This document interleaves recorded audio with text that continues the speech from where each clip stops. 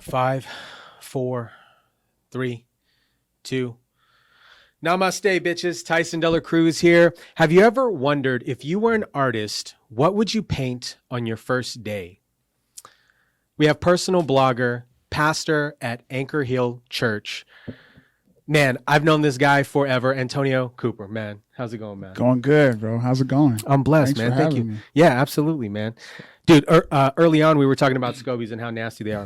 I'm brewing my own kombucha. I remember going to your house. I don't remember when that was. 2014 or something like that. Mm-hmm. Had to be. And you were brewing kombucha before kombucha was cool. Right. Real shit. Right. Before kombucha was cool, he was brewing kombucha, and these things were floating on the top. What is that thing that floats on the top that makes a kombucha? It's the SCOBY. The SCOBY. The SCOBY. So we took some from a friend. I've always kind of been a hippie. Like I've been on, like I was vegan or vegetarian like 02, 03 before Netflix and the documentaries, and I was doing yoga back in that time too. Yeah. All my friends were like, "You're weird," but yeah, got the SCOBY. We were brewing our own for a while, and it's fire. I mean, it takes work. Once that SCOBY gets big, you have to change it out like every 2-3 days. It's a lot of work, but I think it was worth it. Yeah, imagine, like, those of you that don't know what a SCOBY is, it's just like a big it's a big wet booger. Like it is. It's just like fungus, bacteria. It's gross. Right. So we're growing the SCOBY, and we're fermenting our own kombucha, like the first round. And I was telling you that the base that we're using is just so big. Right. So it's really difficult for the stuff to like get fungusy. Yeah, sure. Super gross, man. Good times. Let's go. Honestly, man, like you are, like I see you on the gram, I see you Facebook. You have like, you drip more swagoo than any person that I've seen, man. Where has this always been a style of yours? I think so. I never really I'm more of like the extreme personality, so I don't really shop just to like fit in or like to blend in. There's no sweats in like my outfits or uniform like in my closet. There's, I just, you got to try at least, and so when I try, like I guess I do well. What would be your highlighted recommendations for people that don't drip any swagoo? Like that don't have any swag, that are just like, you got to, but you could still, it's an energy though. I think it's totally an energy. Confidence too. Yeah. I think the difference between people that dress well and don't, the people that don't dress well, they're more picky.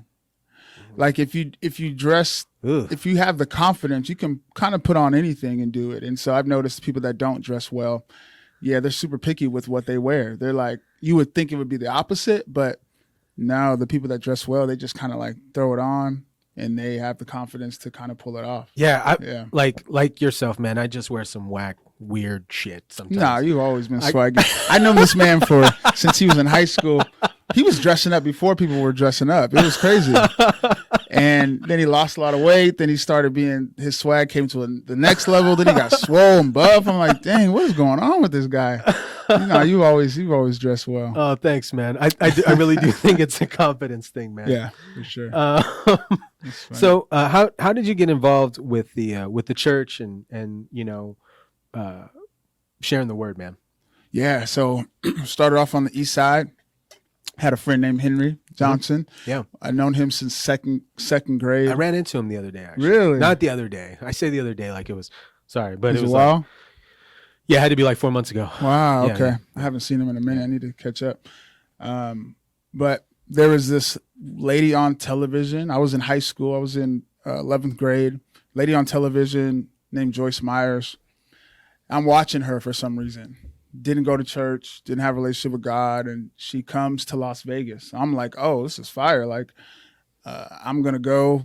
She's on TV. She's famous. I'm trying to get famous. You know what I mean? I wanted to be a producer, rapper, like just all the normal hood, like package dreams. And so she comes out here. She goes to Thomas and Mack Center, and I bring my friend. It was Henry, this lady named Shannon, Amber. I bring the crew. Like, we go. And so she has this moment in church we call altar call, which is basically like if you want to accept Jesus at this moment, then you can come down here And I did. And from that moment on, I've had a desire to kind of like do the same with people that look like me, people that are younger.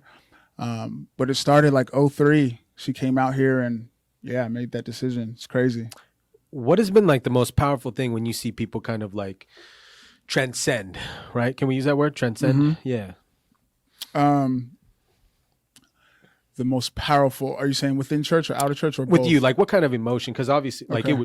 I would imagine it would move me. So like, does it move you? And then like when you see that in somebody else, when they're like, um, I'm committing myself to God, like Yeah. what happens then? Like in you, do I you, do you feel like, oh, Yeah, man. yeah. I think the biggest thing is a heart change. So no matter what your circumstances are, what's in front of you, whatever's in your heart, you're going to kind of project, you're going to kind of find. And so once that heart is kind of changed, softened, like there's a time where you're like, okay, I really need to depend on something other than myself, outside of myself. And so I've noticed that when you see that heart change, that's the thing that drives it. There's a lot of times where people will just make an outward decision, but their heart hasn't been influenced. And so those are the times where it's like, okay, you made a decision or you started coming to church, but nothing is really like permeated on the inside of you. You did it because you were afraid or because of people around you, but it didn't really transfer into the inside of you. And so the biggest thing is that heart change that I've noticed. I'm seeing that's been a big difference. I love that, man. Yeah. I love that. Cause that's a huge paradigm, right? Yeah. When just a person, like I know when I lead with my heart, like Right. when I lead with my heart, when I lead with passion and purpose, like things generally work out, Right. Yeah. Yep. But if it's because I'm doing it because of this or fear, like you said something, fear, man.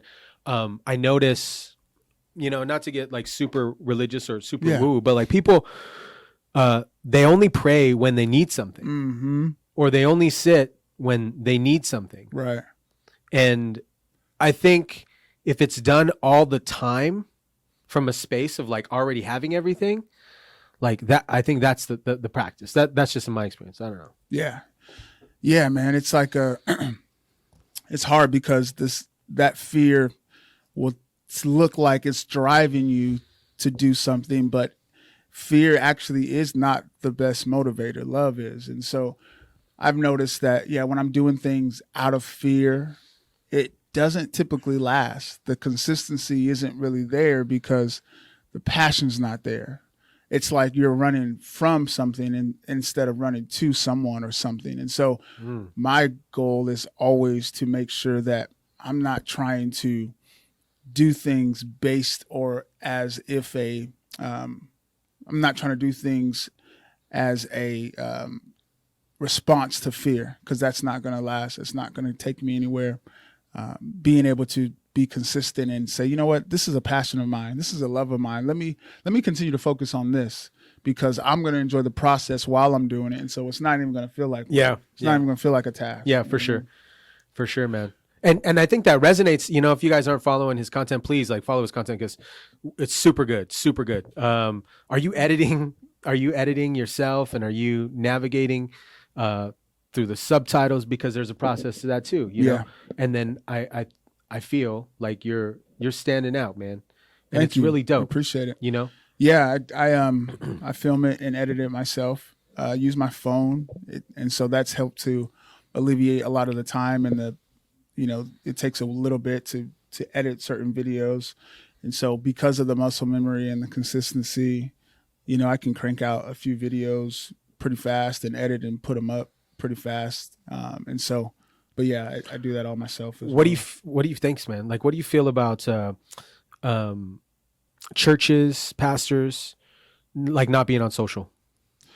I think we're missing a big opportunity. I think that the world that's where they're at. That's where the attention is. And so if it's even just using your phone, if it's just coming up on social and saying, hey, just want to talk to you. The mindset that I have is we have to be able to, even as humanity, we have to learn to be able to create more than we consume. Like if you want to be the best at what you are and what you're doing, you just got to start. And if you are consistent and you begin to change your mindset and the way your brain processes with creating rather than just consuming, it'll help you out more than even if a post goes viral, even if people see it. You just creating is the thing that's helping you to be able to navigate, have a different perspective, think through life in a different way. And so it's important to be able to create, especially for churches. There's a great opportunity there.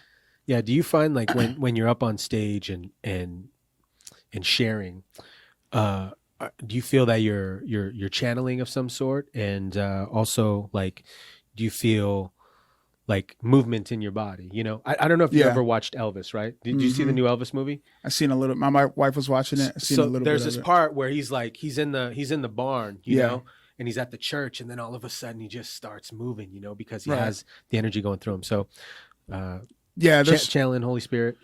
Yeah, the word channeling is a little, you know, we as a church, can use another word. We run from that. Yeah, we can use another word. But yeah, that's how it is. There's certain times where I'm on stage and I'm bringing the word, and I haven't planned what I just said.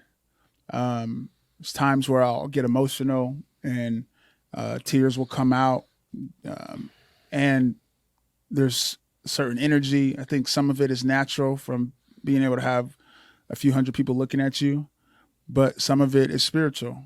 It's like, okay, I've done the work, I've prepped, but as I'm delivering, there is a different level of that delivery from when I practice, from when I've prepped. And so, I believe that the Spirit kind of like what we say is kind of like anoints you for that moment. Or there's times where you'll have a word of knowledge, which is, hey, I know something about somebody in this room.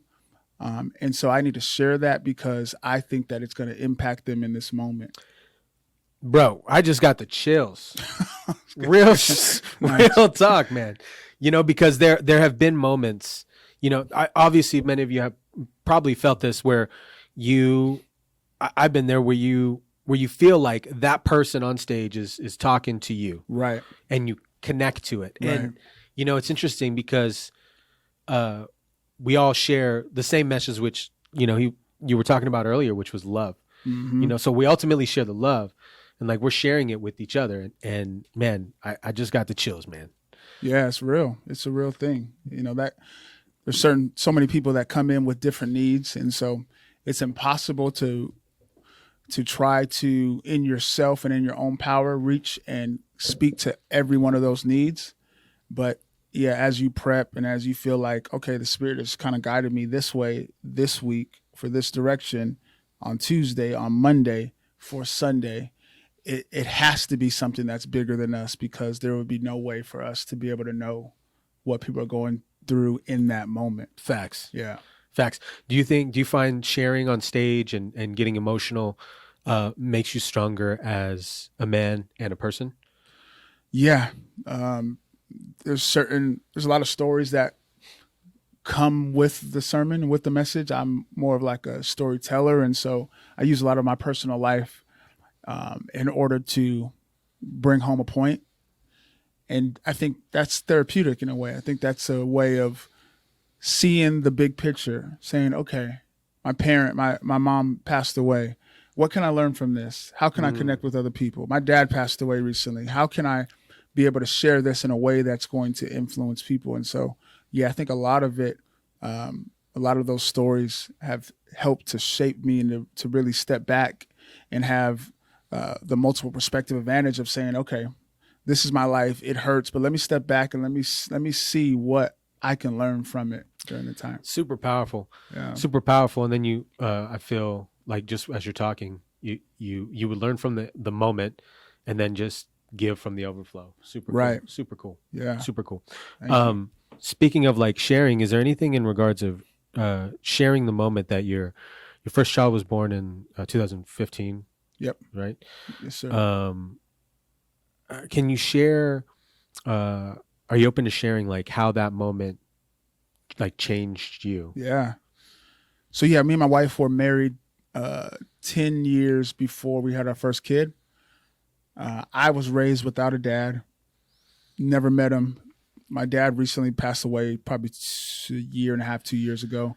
First time I've seen him was in a casket. And when my son came into the world, it changed me in a way that it helped me to realize, okay, even though I didn't have a dad, I can be the best dad for this kid as possible. And so that's the reason why, and that's what one of the biggest things that's helped me is to be able to develop someone, love someone in a way that's unconditional.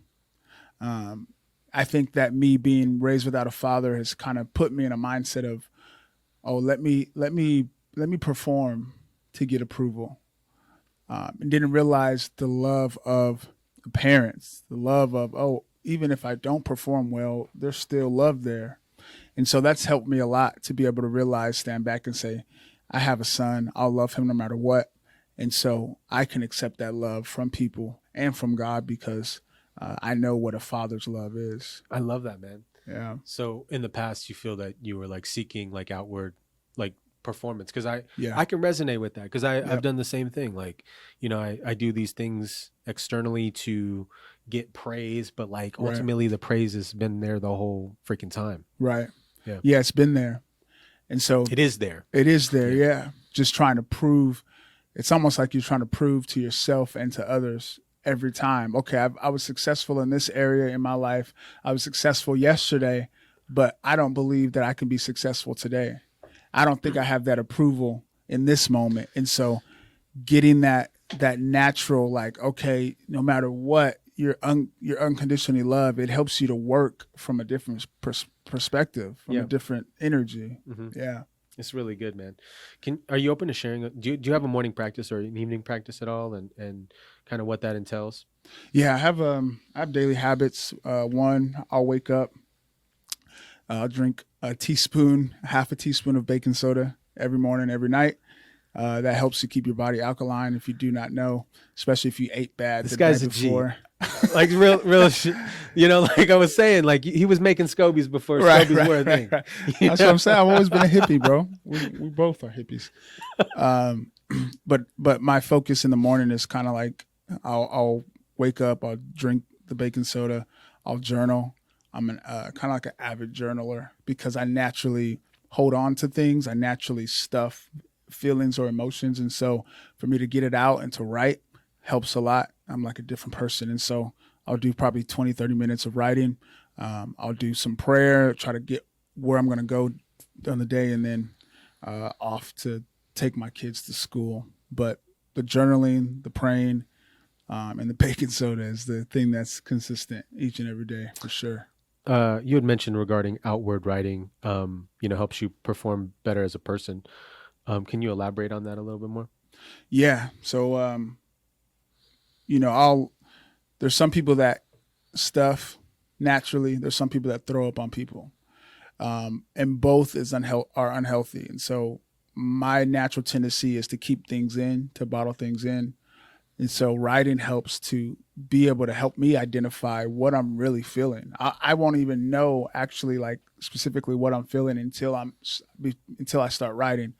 And so, writing helps to clear the mind. It helps me to really focus on what I want to focus on, but it's a way to check in with myself. It's a way to say, okay, here's why you're feeling numb. Here's why you don't feel like you have the motivation you had last week. And that's been honestly one of the best practices I've had. I just picked it up recently. Like I told you, my mom and my dad passed away within like 9 months of each other. Whew. And so I have a therapist that I see, and like about a month ago, they brought up, hey, maybe you should continue to write and get back into that practice.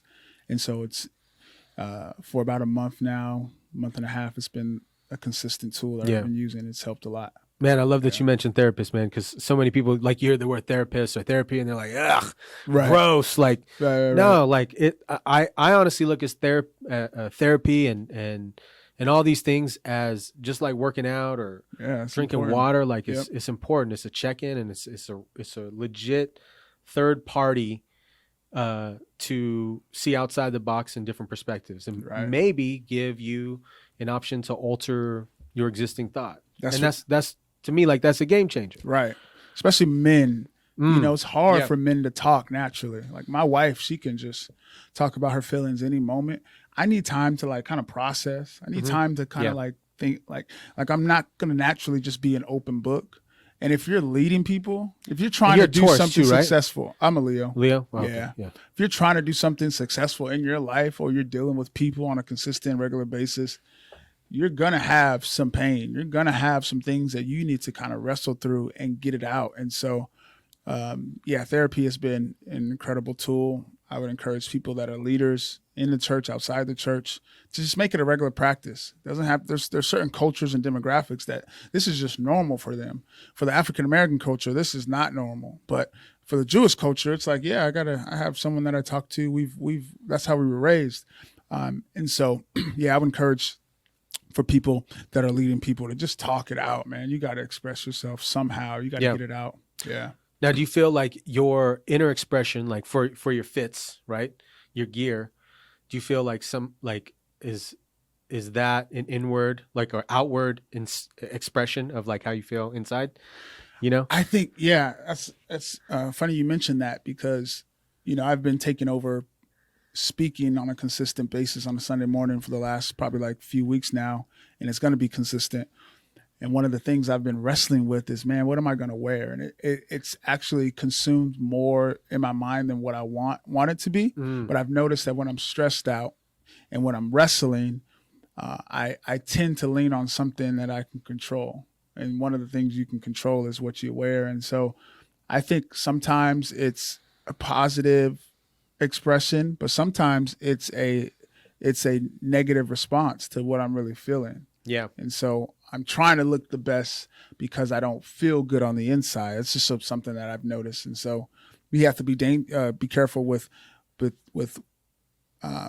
making sure that you're not investing so much into the superficial. Wow. And so that's been a struggle for me, if we're being honest. Yeah. Yeah.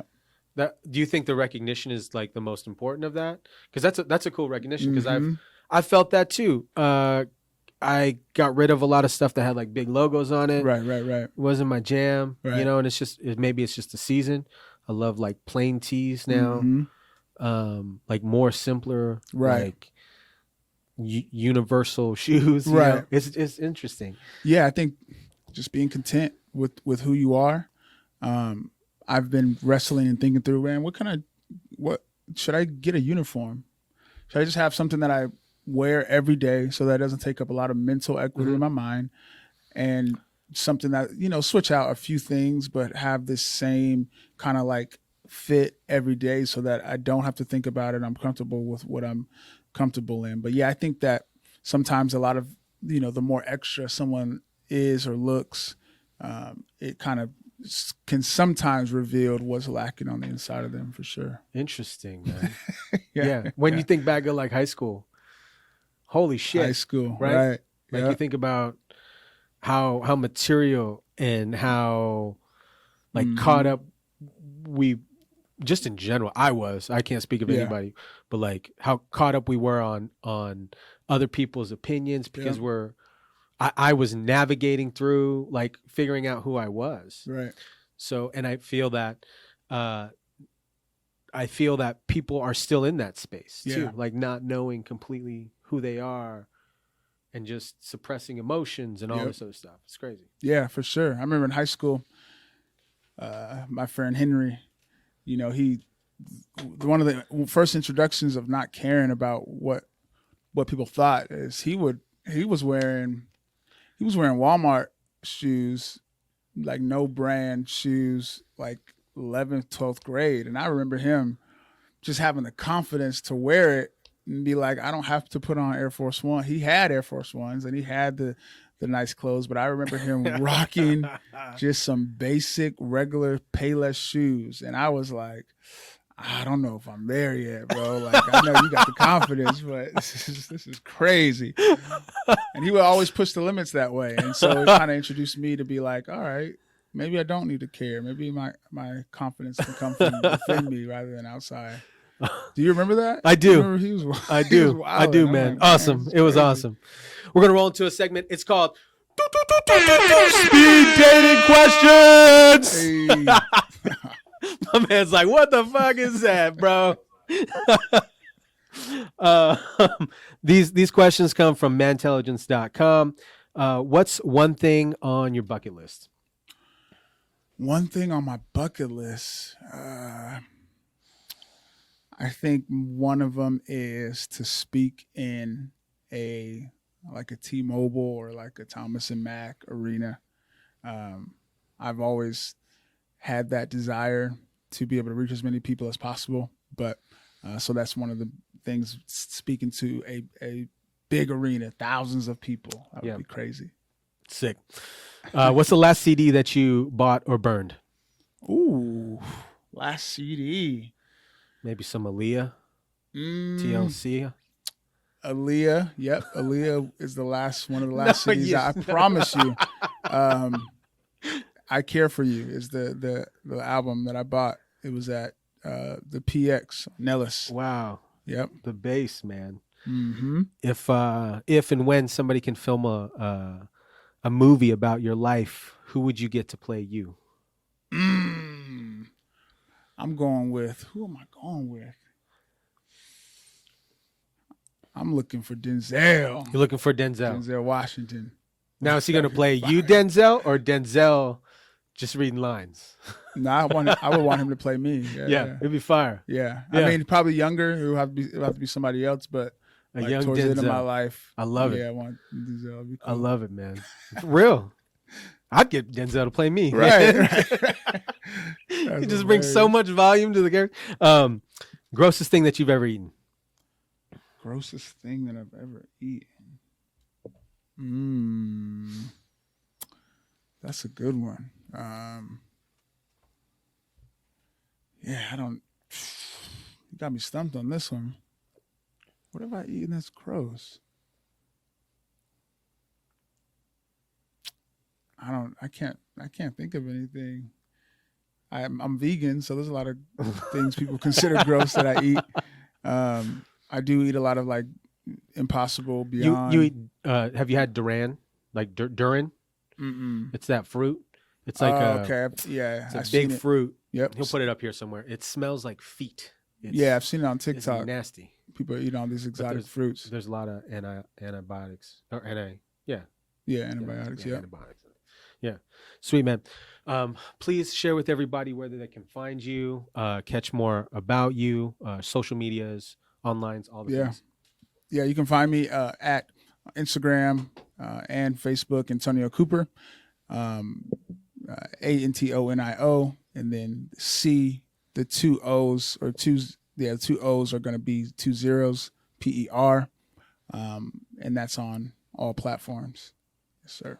Love it, man. Thank you so much for hopping on and sharing your story and a little bit about you, guys. If you guys are not following him, please do that. The message is super dope. Everything about this dude drips, like the swag-goo that you see. It drips through the screen when you watch. Swag-goo. Yeah. We just dripping swag-goo over here, right. Guys. If you enjoyed this type of content, click down the link below. We'll have more footage just like this. We'll catch you on the next one. Be kind, rewind. Peace.